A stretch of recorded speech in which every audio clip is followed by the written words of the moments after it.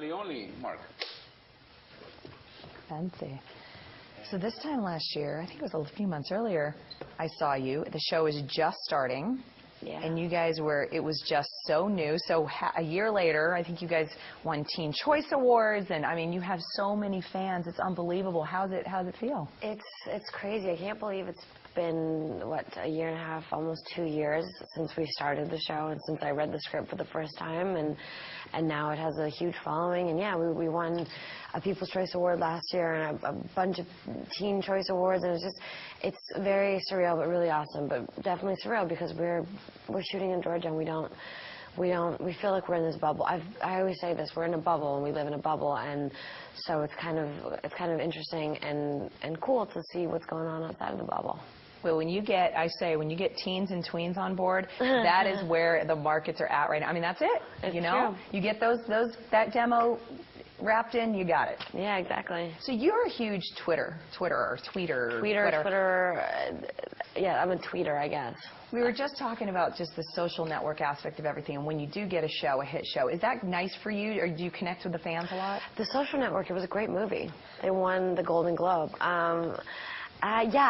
Twitter, it's very important. I think it's very important to be connected with the viewers and with your fans. And I mean, we wouldn't be here if it wasn't for them. They're the ones who support us, and to hear their voices and be in touch with them really helps out a lot, because you get to know what they like, what they don't like, what bothers them, what impresses them, and it's almost like getting constructive criticism or getting positive feedback every now and then when you need it, and then choosing to ignore the things that you don't want to hear when they say that. I don't know. But Twitter's a really cool medium, and it really gives the fans a chance to get closer to the people that they admire and that they like their work. And so there's a lot of pluses for Twitter and for Facebook and for other things. I don't have Facebook, just setting the record straight, but I have Twitter, so. Let's talk about playing the two characters, and how has that been for you? Because they're very different, and you're very different when you play Catherine versus Lena. And talk to me about that and what you do to make it that just cool and different. Well, can you guess which one I'm playing right now? Who I am? Oh, I hope not Catherine. Because I'm interviewing you. So is Elena. Well, it's usually the superficial distinction is the curly hair and the tight clothes and heels for Catherine versus like the Converse and the t-shirt and jeans and the straight hair kind of laid back feel for Elena physically. And a lot of the time, believe it or not, the hair and makeup and the physical kind of the clothing, all that helps a lot for creating a character and feeling like a different person. And I learned that when I was doing theater and when I was doing scene study years ago when I was training. Every aspect really, really changes the way you walk, the way you talk. And as soon as I put those heels on, as soon as I look like this other person, I feel like another person.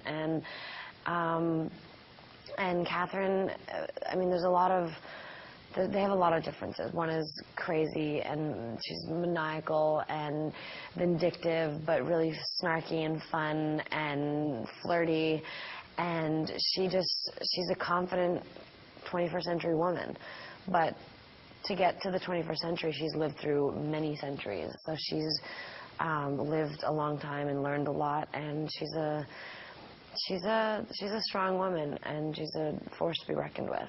So I don't envy anyone who has to be in Catherine's path and fight her, I suppose. But with that said, I play Elena, who is directly in her path and has to fight her all the time. So I also think that Elena is a really strong kind of woman, and she's a lot closer to who I am in many ways, because she's just a regular girl, and she's, I mean, I think I might try to be sweet whenever I can,